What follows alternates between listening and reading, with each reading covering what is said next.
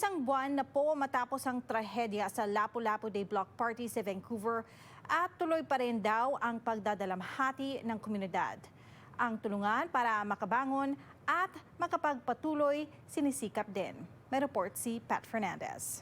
Following discussions among representatives of all parties in the House, I understand that there is an agreement to observe a moment of silence following the tragic event that occurred on April 26, 2025 at the Lapu-Lapu Festival in Vancouver, British Columbia. I now invite honorable members to rise.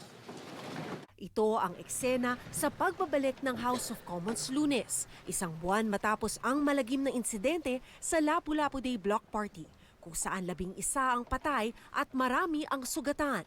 Ang organizer ng nasabing pagdiriwang, sinabing patuloy pa rin ang pagdadalamhati ng komunidad. What we're seeing here is kind of like a social disaster where it goes beyond the scope of the immediate tragedy, that there's still a lot of work to do with those directly affected, but we've only now starting to see the traumatic ripple effect of the event. Gayunpaman, sa paglipas ng mga araw at sa mga nakatakdang pagdiriwang sa Filipino Heritage Month sa Hunyo, ang insidente sa Lapu-Lapu Day tila nagresulta raw sa pangamba sa komunidad sa pagdalo sa mga susunod pang malaking pagtitipon. Ilang fundraisers na ang isinagawa, suporta sa mga pamilya ng mga nasawi at sugatan ng trahedya sa Lapu-Lapu Day. Nag-organisa sa isa sa mga ito si Narima de la Cruz. Physically, emotionally, spiritually, I feel really exhausted. But at the same time, I'd say that I still have the energy to do whatever is necessary kung may tulong pa tayo.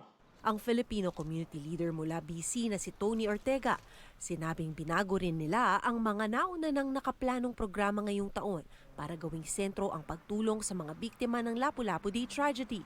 After na nangyari yung insidente, we decided na it doesn't make sense na ganun yung event natin. So nagkakaroon siya ng twist ba sa program na ginawa naming a night of community healing and unity. Ang organizers ng nasabing event, tuloy daw ang pagbibigay suporta sa komunidad. We've set up the Kapwa Center for Resilience where people can go visit a physical space to be present with others, have a hot meal, and also have direct access to counseling services and other services that will allow them to basically get the support that they need. Si De La Cruz, sinabing sa gitna ng trahedya, sana raw may matutunan ang komunidad at makabangon ng mas matatag. The community still has to learn a lot from this situation.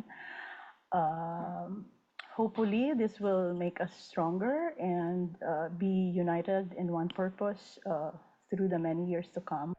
Ang trahedya sa Lapu-Lapu Day nangyari pasado alas 8 ng gabi noong April 26 nang araruhin ng isang SUV ang mga taong dumalo sa block party. Ang akusadong si Adam Lo nahaharap sa 8 counts of second-degree murder. Nakatakda siyang humarap muli sa korte sa May 30.